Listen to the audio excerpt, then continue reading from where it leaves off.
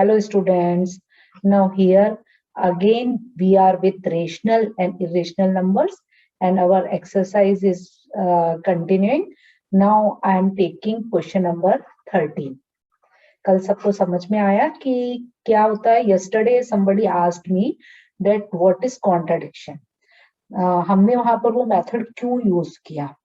देखो, जैसे कि हमको पता था कि √3 एक इरेशनल नंबर है, तो हमको क्वेश्चन यही पूछा गया है कि उसको प्रूव करो किसी और तरीके से कि वो इरेशनल नंबर है। तो मुझे उसको गलत मैंने लिया कि √3 एक रेशनल नंबर में मान रही हूँ, तो ये मैं शुरू से ही समझ रही हूँ कि √3 एक इरेशनल नंबर है और मैं उसको रेशनल मान रही हूँ, तो गलत चीज है। तो मुझे उसको गलत ही प्रूव करना है, जिससे कि मेरा √3 क्या आ जाएगा? इरेशनल नंबर आ जाएगा। ये कहलाता है कॉन्ट्रडिक्शन। समझ में आ गया? Now let us come to question number 13। देखो, क्वेश्चन नंबर 13 क्या है? Write in ascending order.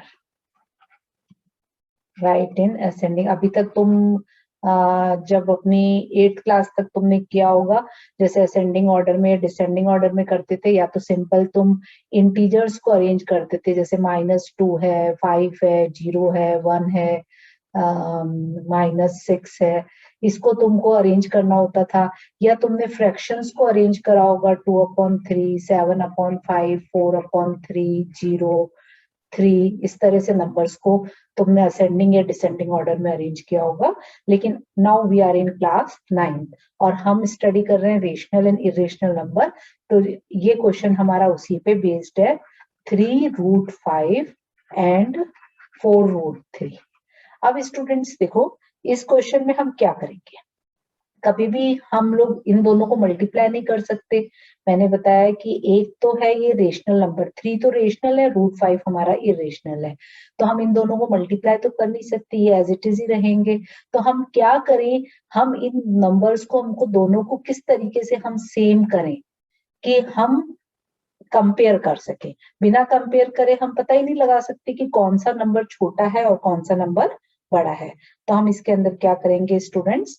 देखो, मैं इस तरह से इस क्वेश्चन को चेंज कर सकती हूँ। जैसे मैं 3√5 को मैं इस तरीके से लिख सकती हूँ, 3√5, तो रूट हट जाएगा मेरा, और मैंने इसको क्या करा? स्क्वायर कर दिया, और इस ऐसे मैंने स्क्वायर करके और इसको रूट वापस लगा दिया ऊपर।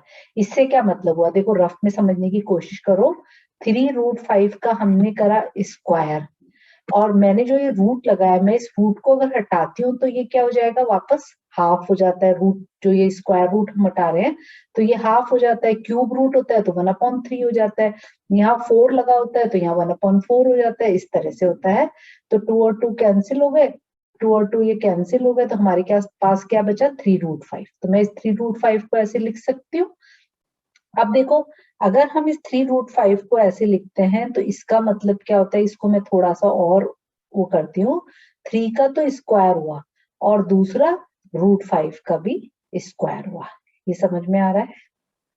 अभी भी रूट हमारा बड़ा वाला रूट चल रहा है, तो ये हमारा क्या हो जाएगा? देखो, बड़े वाला रूट एज इट इज रहने दो, और ये 9 हो गया, और √5 का स्क्वायर क्या हो जाएगा?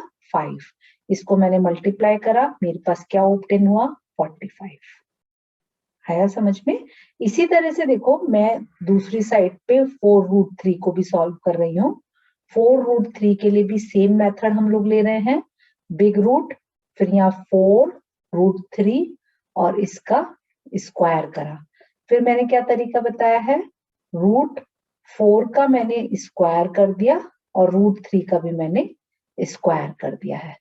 अब वापस हमें क्या करना है? रूट बड़ा हमें चलने देना है, और उसमें 16, और जो स्मॉल रूट, ये √3 इंटू √3 क्या हो जाएगा? 3 लाइक टर्म्स हो गई, और 16 3 जा 48। जो बिग रूट था वो हमारा सॉल्व हो गया 48। अब देखो, यहाँ भी हमारे पास देख रहे हैं √45 है और यहाँ √48 है, तो इसमें होल नंबर क्या है? दोनों जगह हम देख रहे हैं 45 और 48, उसको हम इजीली कंपेयर कर सकते हैं। तो हम यहाँ पर लिखेंगे as 45 is smaller than 48, therefore we can say that √45 is smaller than √48, or you can say that this 3 root 5 is smaller than root 45 is the value of 3 root 5 and root 48 is the value of 4 root 3. 3 root 5 is smaller than 4 root 3. ये हमारा final answer हुआ. आया समझ में कि 3 root 5 is smaller than 4 root 3. Clear? इस तरह से हमें इन क्वेश्चंस को करना है. Now move to second part of this question, that is question number 13, part number 2. 2 cube root 5 and 3 cube root no, I'm writing it wrong. See, this question is what? Question number 13, part number 2 is 2, it is cube root 5. See, there is difference. First, I had written here 2 cube root 5. It means that 2 should be written thrice and 5 has power of half. तो बहुत difference है इन दोनों में. इसका मतलब क्या है? जो अभी हमने क्वेश्चन में इसमें लिखा है, इसका मतलब है कि 2 is 1 time and 5 having the power 1/3. दोनों में समझ में आया? मैंने पहले गलती से ये वाली चीज लिख दी थी, लेकिन ये नहीं दे रखा है हमें क्वेश्चन में, ये गिवन है. तो ये क्या चीज है? 2 into 5 की पावर 1/3. ठीक है? तो देखो स्टूडेंट, एक तो ये नंबर है और दूसरा नंबर हमारे पास कौन सा है? And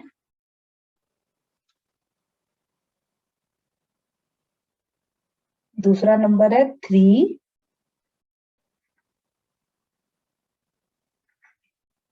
cube root 2. अब देखो इसको वापस कन्वर्ट करने का हमारा तरीका क्या होता है. अब मैं स्क्वायर नहीं करूंगी क्योंकि मेरे पास क्यूब रूट आ रहा है, तो मुझे उसकी क्यूबिंग में उसको कन्वर्ट करना है. 2 क्यूब रूट 5 है, तो इसको मैंने क्या करा? क्यूबिंग कर दी और इसके ऊपर मैंने पूरी बड़ा वाला बिग रूट ले लिया. तो इसको मेरे पास सॉल्व करने पे क्या आया? Big root as it is 2 की पावर यहाँ पर है 3, तो 2 की पावर 3 और 5 की पावर 3 into 1/3. तो ये हमारे को सॉल्व करने पे क्या मिला? 8 into 5 इन बिग रूट. तो ये हमारे पास हो गया रूट 40. क्लियर? ऐसे इसको भी सॉल्व कर लो. ये तो हमारा आंसर किसका आ गया? 2 क्यूब रूट 5 का. ठीक है? ऐसे ही हम इस पार्ट को भी ले लेते हैं यहाँ पर. अब देखो ये वाला पार्ट हमारा क्या है? 3 क्यूब रूट 2. इसको सॉल्व करने का तरीका मैंने कैसे बताया? बिग रूट और इसमें क्यूबिंग कर लेंगे हम इसको पूरी की. तो हमने क्या करा इसके अंदर? 3 फिर क्यूब रूट 2 और इसका हमको क्या करना है? Whole cube. ठीक है? अब हमारे पास में ये जो होल क्यूब आया है उसको मैं कैसे कन्वर्ट करूंगी वो मैंने तुम्हें सिखाया. देखो क्या तरीका है, सेम हमको चलना है उसी तरीके से. 3 का मेरे पास में क्या है? क्यूब है. यहाँ पर अगर कंफ्यूज हो रहे हो तो डॉट भी लगा सकते हो तुम लोग. और दूसरा हमारे पास में यहाँ पर क्या है? 2 to the power 3 और क्यूब रूट, क्यूबिंग जो है यहाँ पर इसका 1/3 हो गया. और ये बिग रूट में एज इट इज कंटिन्यू चलेगा. तो मेरे पास में क्या आ जाएगा? Root 27 into 2 equal to root 54. अब देखो स्टूडेंट, हमारे पास में इसमें एक चीज हमने एक और चीज इसके अंदर हमको लेनी पड़ेगी. बाय मिस्टेक वो रह गई है यहाँ पर. देखो जब मैंने इसको क्यूबिंग करा है पूरे को, तो मुझे यहाँ पर स्क्वायर रूट में तो कुछ लिखना नहीं पड़ा था, लेकिन यहाँ पर मुझे हर जगह क्यूब लेना पड़ेगा, तभी वो 1/3 होगा. समझ में आ रहा है ये चीज कि हम इसको यहाँ पर क्या लेंगे? क्यूब हमको लेना पड़ेगा, क्यूब रूट हमको यहाँ पर लगाना पड़ेगा सब जगह, क्योंकि हम उसको स्क्वायर में तो हमको जरूरत नहीं पड़ी थी, लेकिन क्यूब में हमको इस चीज की जरूरत पड़ेगी। आया समझ में? तो ये हमारी पावर्स, क्या हमारे पास कन्वर्शन, हमारे पास क्या आ गया, ये आया क्यूब रूट 54 और ये आया क्यूब रूट 40। अब इसमें देखो 40 is greater than 40 is smaller than 54, as 40 is smaller than 54। तो इससे हमको क्या पता पड़ रहा है, हम कह सकते हैं कि cube root 40 is smaller than cube root 54, या फिर हम इसको कह सकते हैं कि क्यूब रूट 40 किसका आंसर है, 2 cube root 5 smaller than 3 cube root 2। Clear? अब ये हमारा इसका फाइनल आंसर है, इसको हम अपना अंडरलाइन करती हूँ मैं, जिससे कि तुम्हें क्लियर पता पड़ जाएगा। आ गया समझ में? कम ऑन, सबने कॉपी कर लिया? करो फास्ट इस क्वेश्चन को कॉपी, फिर हम नेक्स्ट क्वेश्चन पे पहुंचते हैं। अब नेक्स्ट क्वेश्चन, थर्ड पार्ट एक और है इसके अंदर। Okay, let's move to third part. Question number 13, part number 3। What is part number 3? Part number 3 is 3 numbers are given to you. First number is 6 root 5। अच्छा, यहाँ से ये हटा ही देते हैं, इसकी जरूरत नहीं है फर्स्ट लिखने की नंबर। तीनों नंबर एक बार मैं लिख देती हूँ। 6 root 5, 7 root 3 और 8 root 2। तो हमारे पास इसका क्या क्वेश्चन है, क्वेश्चन सेम चल रहा है, राइट इन असेंडिंग ऑर्डर। इसका मतलब है हमको छोटे से बड़े पे जाना है। तो ऐसे तो देखो हमको पता नहीं चल रहा है, इसलिए हम इसको लाइक टर्म में कन्वर्ट करते हैं। लाइक टर्म में कन्वर्ट करने का मैंने तरीका बताया। 6 रूट 5 को मैं क्या लिख सकती हूँ, अब हम क्या डायरेक्ट लिख लें इसको या करें इसको स्टेप हो? मेरे को लगता है we can do it directly, तो हम इसको मैं डायरेक्ट कर रही हूँ। बिग रूट के अंदर 6 का स्क्वायर कर दिया और रूट 5 का मैंने स्क्वायर कर दिया, तो वो सीधा इंटू 5 आ गया। तो अब जब तुम प्रैक्टिस करोगे तो इसको क्वेश्चन को तुम इस तरह से डायरेक्ट भी कर सकते हो। तो ये हमारे पास में हो गया 36 into 5 and that is equal to root 180। ऐसे ही इसको भी डायरेक्ट कर लो। ये हमारा फर्स्ट पार्ट हो गया।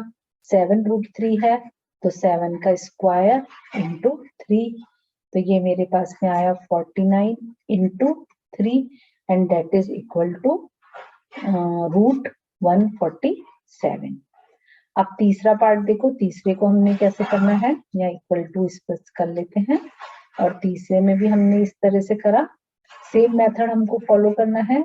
8 का स्क्वायर इंटू 2, 8 8 जा 64 इंटू 2, और ये मेरे पास आ गया 2 4 जा 8, 2 6 जा 12। अब देखो 3 नंबर मेरे पास में असेंडिंग ऑर्डर में जाना है, छोटे से बड़े की तरफ मूव होना है। तो यहाँ पर क्या देखते हैं, here we see 128 is smaller than 147, smaller than 180, और root 128 smaller than root 147, smaller than root 180। 128 किसका आंसर था, 8 रूट 2 का, है ना। और 147 किसका आंसर है, 7 रूट 3 का। और 180 किसका आंसर है, 6 रूट 5 का। तो ये हमारा फाइनल असेंडिंग ऑर्डर का आंसर हो गया। आया समझ में? तो 8 रूट 2 जो है वो हमारा सबसे छोटा नंबर है। फिर उससे हम थोड़ा बड़ी सीढ़ी पे चले 7 रूट 3, और फिर हम सबसे ऊपर वाली सीढ़ी पे चले, that is 6 root 5। So this is called ascending order. Clear? Now student, we move to question number 14th. What is question number 14th? I think question number 14th is also similar to 13th one. Let us do descending order. Descending order means बड़े से छोटा, है ना, descending order. What is first question here? To this 4 in 4 root 6 and 3 4 root 2. अब हमें इसमें क्या करना है? सेम तरीका. अब हम डायरेक्ट कर सकते हैं इस क्वेश्चन को, तो मैं अब इस क्वेश्चन में डायरेक्ट ही कर रही हूँ. तो देखो मैं इसको कैसे लिख सकती हूँ. मैंने तुम्हें बताया था कि स्क्वायर रूट होता है तो उसमें हमें 2 बाहर लिखने की जरूरत नहीं थी. क्यूब रूट में भी हमने 3 बाहर लिखा था, तो इसके अंदर हमको बाहर क्या लिखना पड़ेगा? 4, क्योंकि इसके अंदर हमें किस में कन्वर्शन करना है? पावर 4 के अंदर करना है. तो ये क्या हो जाएगा? 2 की पावर 4 और 6 के ऊपर आ जाएगी 4 इंटू 1/4, तो कट के क्या हो जाएगा? 6. तो डायरेक्ट कर लिया हमने इसको. इसी तरह से ये स्टेप भी इधर कर लो. 4 3 की पावर 4 इंटू 2. बहुत इजी है. 2 के ऊपर भी क्या हो जाएगा? ये 4 रूट 2 है हमारे पास में, तो इसमें हो जाएगा 2, बाहर 4 दे रखा था, तो ये 4 इंटू 1/4, ये कट के क्या हो जाएगा? 2. इस वाले मेथड से मैंने इसको करा. वो मैंने आगे बताया था, तुम डायरेक्ट कर सकते हो क्योंकि तुम प्रैक्टिस कर रहे हो, इसलिए. जब तक प्रैक्टिस नहीं करोगे तो नहीं आएगा, लेकिन प्रैक्टिस करने के बाद I think you are able to do. अब देखो ये रूट 4 एज इट इज रहने दो, और 2 की पावर 4 का मतलब क्या हुआ? 2 टू 4 2 8 16, 16 इंटू 6 96. तो मेरे पास में क्या आ गया? क्यूब रूट नहीं, सॉरी, 4 रूट 96. इधर भी ऐसे ही सॉल्व करो इसको भी. 3 3 जा 9, 9 3 जा 27, 27 3 जा कितना होता है? 81. तो 81 इंटू 2, और यहाँ 4 एज इट इज चल रहा है मेरा, और ये हमारा किसके इक्वल हो गया? 2 1 जा 2 16, और ये 4 ऊपर चल रहा है, इसके क्यूब 4 रूट में चल रहा है. अब देखो हमारे पास वापस क्या आया इसके अंदर? 96 इज स्मॉलर देन. हमें क्या लिखना है? Descending order. डिसेंडिंग ऑर्डर का मतलब क्या है? बड़े से छोटा. तो बड़े से छोटा है तो मैं इसके अंदर पहले क्या लिखूंगी? 162. यहाँ पर क्या नंबर है? 162. तो 162 is greater than 96, or we can say that root 162 is greater than, ये 4 है यहाँ पर, 4 यहाँ पर लगाना मत भूलना, 4 रूट 96. और ये किसका आंसर है? 4 root 162. 3 4 root 2 greater than 2 4 root 6. तो ये हमारा यहाँ पर क्या हुआ? फाइनल आंसर आ गया है.